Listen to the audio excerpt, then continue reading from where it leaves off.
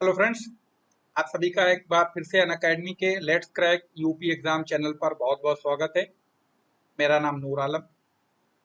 आज के इस सेशन में हम लोग बात करेंगे पॉलिटी से जुड़े हुए कुछ इम्पोर्टेंट क्वेश्चंस की, जो कि आपके समीक्षा अधिकारी या आने वाले खंड शिक्षा अधिकारी जो कि 16 अगस्त को एग्जाम शेड्यूल है, उसमें ये आपके काफ़ी हेल्प करेंगे। तो आइए,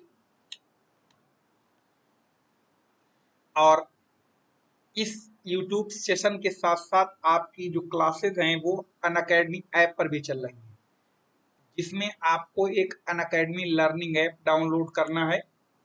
और उस लर्निंग ऐप को डाउनलोड करेंगे वैसे ही जैसे कि आम ऐप डाउनलोड किए जाते हैं। फिर उसके बाद वहां पर जाके आप इसको email ID mobile number register कर लेंगे, अपना गोल सर्च करेंगे, goal UPPSC and UP triple SC, या आपका बैंकिंग एसएससी रेलवे जो भी हो उसको सेलेक्ट कर सकते हैं। उसके बाद ये इस पर दो तरीके की क्लासेस मिलेंगी, एक आपकी फ्री क्लासेस होंगी, दूसरी आपकी पेड क्लासेस। फ्री क्लासेस जो होंगी वो आपको फ्री ऑफ कॉस्ट मिलेंगी। जो आपकी पेड क्लासेस होंगी उनमें आपको कंप्लीट सिलेबस होगा, उनमें बहुत सारे और भी इंपॉर्टेंट चीजें आपको मिलेंगी साथ साथ उसमें। पेड के लिए आपको 1 साल का जो पेमेंट है वो 7,000 रुपये है। इसमें आपका यूपीपीएससी और यूपी ट्रिपल एससी दोनों कवर होंगे। और 2 साल की फीस 8,400 रुपये है। इसमें भी आपका यूपीपीएससी और यूपी ट्रिपल एससी दोनों कवर होंगे। आप अगर जब जाएंगे पेमेंट मोड पे, तो वहां पर आपको दिख कहेगा एक रेफरल कोड यूज करिए। आप अगर जैसे लाइव नूर लिखा हुआ है, तो यहाँ पर जैसे ये LIVE लाइव नूर, ये लिखने के बाद अप्लाई पर जाएंगे तो आपको तुरंत यहाँ पर 10% की छूट आ जाएगी आपके लिए। तो 10% की जब छूट आ जाएगी तो आपके पास जो 7,000 फीस थी वो हो जाएगी घट के 6300 रुपये, और जो 8400 फीस थी वो 7560 रुपये रह जाएगी।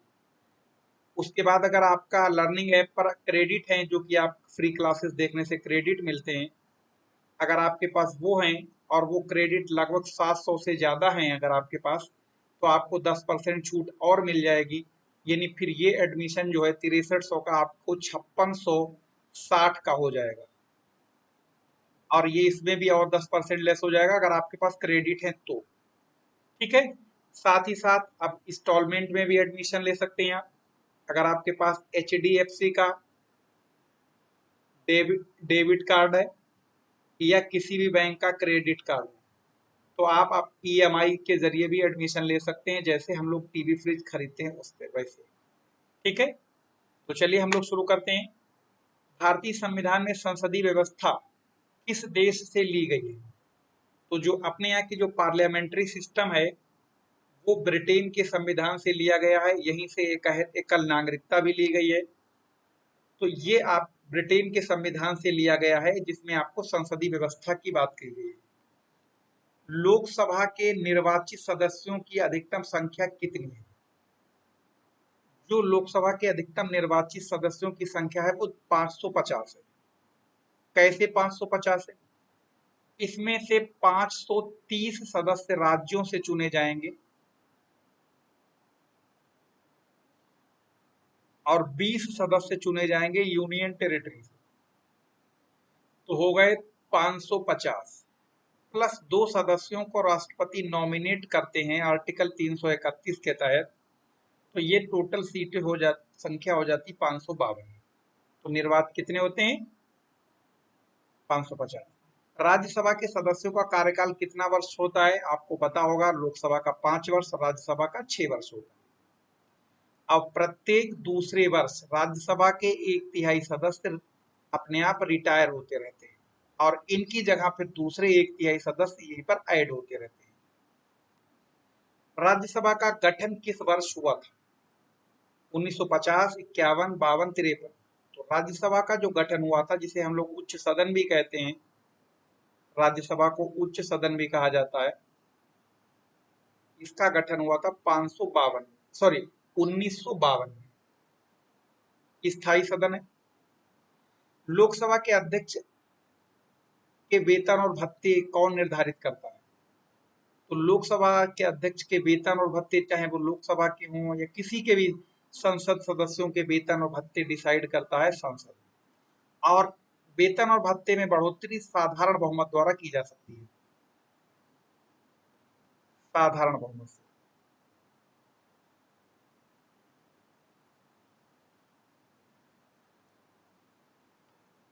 भारत के नियंत्रक एवं महालेखा परीक्षक की नियुक्ति कौन करता है, जिसे हम लोग कैग बोलते हैं। ठीक है, कैग ये सरकारी खर्चे पर देख रेख रखता, नियंत्रित रखता है, उसको निगरानी रखता है। तो जो नियंत्रक महालेखा परीक्षक है, इसकी नियुक्ति प्रेसिडेंट ऑफ इंडिया द्वारा की जाती है, यानी राष्ट्रपति द्वारा की जाती है। ठीक है, अगले सवाल की तरफ बढ़ते हैं। भारत में नियंत्रक महालेखा परीक्षक की रिपोर्ट की समीक्षा करने वाली संसदीय समिति कौन सी? देखिए, इसी को पीएससी बोलते हैं, हिंदी में लोक लेखा समिति बोलते हैं। इसमें टोटल 22 सदस्य होते हैं, इनमें से 15 लोकसभा के होते हैं और 7 राज्यसभा के होते हैं। 22 सदस्य होते हैं। इसका अध्यक्ष हमेशा विपक्षी पार्टी का होता है। ठीक, लोक लेखा समिति, इस टाइम इसके अध्यक्ष अधीर रंजन चौधरी हैं। संसद के किसी सदस्य द्वारा प्रस्तुत प्रस्ताव को लोक महत्व के अभिलंबनी मानते हुए चर्चा की जाती है, उसे क्या कहते हैं?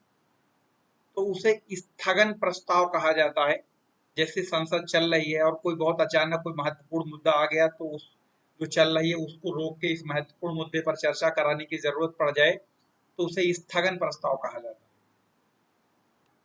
मंत्रिपरिषद में शामिल नहीं, कैबिनेट मंत्री होते हैं, राज्य मंत्री ये भी होते हैं, स्वतंत्र प्रभार ये भी होते हैं। ये अधिकारी होता है, ये कैबिनेट सेक्रेटरी एक पोस्ट होती है, ये अधिकारी होता है, ऑफिसर होता है, ये नेता, ये राजनीतिक व्यक्ति नहीं होता।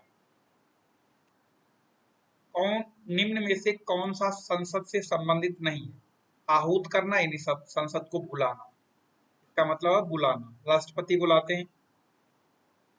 सत्रावसान करना मतलब जैसे सदन समाप्त हुआ, अब अगले सदन, जैसे ग्रीष्मकालीन सत्र खत्म हुआ तो अब जो है अब आप मानसून सत्र तक के लिए के लिए इसको पोस्टपोन कर दिया गया, कह सकते हैं, सत्रावसान बोलते हैं उसे। विघटित करना लोकसभा या राज्यसभा और लोकसभा या विधानसभा जैसे भंग की जाती है उसे विघटित करना। बर्खास्त करने जैसी कोई बात यहाँ पर नहीं। लोकसभा में किसी विधेयक को धन विधेयक के रूप में प्रमाणित कौन करता है? बहुत इंपॉर्टेंट क्वेश्चन है, बहुत बार पूछा गया है। तो ये करता है लोकसभा अध्यक्ष। लोकसभा अध्यक्ष इस बात को तय करता है कि ये आपका जो है धन विधेयक है या नहीं। प्राक्कलन समिति संसद के किस सदस्य प्राक्कलन समिति संसद के किस सदन के सदस्यों से गठित की जाती है? तो देखिए, प्राक्कलन समिति संसद की सबसे बड़ी समिति है, इसमें 30 सदस्य होते हैं और 30 के 30 लोकसभा के होते हैं। ठीक है, 30 सदस्य लोकसभा के होंगे। संसद के किसी सदन में मुख्य विपक्षी दल की मान्यता प्राप्त करने के लिए उस दल के कितने सदस्य होने चाहिए? तो कुल सदन संख्या का 1/10 अगर आपके पास सदस्य हैं तो आप मुख्य विपक्षी पार्टी के रूप में जाने जाएंगे, यानी टोटल सदस्य जितने भी हैं उसका 1/10 होना चाहिए। अनुच्छेद 108 के अंतर्गत लोकसभा और राज्यसभा की संयुक्त बैठक आहूत की जाती है। ये राष्ट्रपति बुलाते हैं किसी बहुत ही महत्वपूर्ण मसले पर, और जब ये राष्ट्रपति इसको बुलाते हैं इस बैठक को, तो 108 के तहत बुलाई जाती है, ये ध्यान रखना है। साथ ही साथ ये भी ध्यान रखना है ये कि साधारण मामले पर ही बुलाई जाती है। ठीक है, हाँ। संसद की लोक लेखा समिति की अध्यक्ष नियुक्त किया जाता है। तो लोक लेखा समिति का जो अध्यक्ष नियुक्त किया जाता है वो किसके द्वारा? लोकसभा अध्यक्ष के द्वारा। ठीक है, लोकसभा अध्यक्ष के द्वारा। संसदीय सरकार की एक प्रमुख विशेषता है कार्यपालिका का निश्चित कार्यकाल। कार्यपालिका लोगों के प्रति उत्तरदायित्व, कार्यपालिका विधानमंडल से अलग होती है। यह संसद के संसद के प्रति मंत्रिपरिषद का सामूहिक उत्तरदायित्व।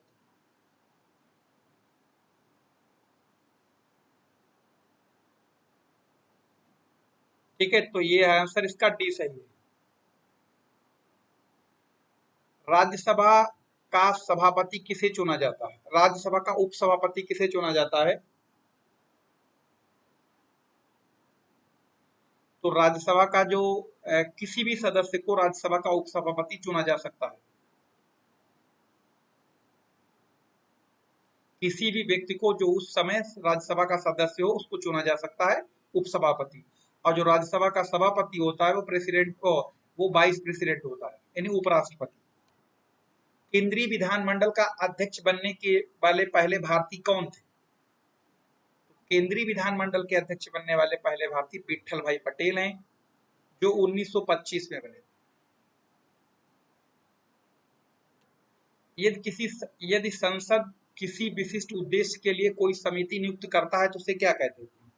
यानी वो टेम्परेरी होती, तदार्थ होती है, किसी विशेष उद्देश्य के लिए नियुक्त की जाती है, बाद में वो समाप्त हो जाती है। यानी किसी कार्य के लिए नियुक्त की गई, वो भी टेम्परेरी, उसको बाद में खत्म कर दिया जाता है। एडहॉक या तदर्थ समिति कहा जाता है। निम्न में से कौन सा प्रस्ताव संघीय बजट से संबंधित है? स्थगन प्रस्ताव, निंदा प्रस्ताव, कटौती प्रस्ताव या उपरोक्त में से कोई नहीं। ठीक, तो जो संघीय बजट से संबंधित है वो है आपका कटौती प्रस्ताव। ठीक, कटौती प्रस्ताव, बजट में कटौती। लोकसभा की कार्यवाही आयोजित करने के लिए अपेक्षित गणपूर्ति कितनी होनी चाहिए? देखिए, लोकसभा के सदस्यों की संख्या जितनी भी है, सपोज करो संख्या अगर 100 है किसी भी सदन की, चाहे वो लोकसभा हो, राज्यसभा हो, विधान परिषद हो, विधानसभा हो, आपको अगर 100 सदस्य हैं मान लीजिए, उसमें तो आपके पास 1/10 अगर आपके सदस्य मौजूद हैं संसद में, मतलब कुल सदस्य संख्या का, तो सदन की कार्रवाई की जा सकती है। 1/10 से नीचे होने पर नहीं की जा सकती, इसी को कोरम कहा जाता है। निम्नलिखित में से कौन सा अनुच्छेद संसद को राज्य सूची के विषय पर कानून बनाने का अधिकार देता है? तो ये देता है आपको 248। राज्यसभा को यह अधिकार है कि अगर वो 249 के तहत ये प्रस्ताव पास कर दे कि राज्य सूची पर विषय कानून बनाने का अधिकार संसद को दिया जाता है, तो ऐसा एक बार करने पर संसद को राज्य सूची के विषय पर कानून बनाने का अधिकार 1 साल के लिए प्राप्त हो जाएगा।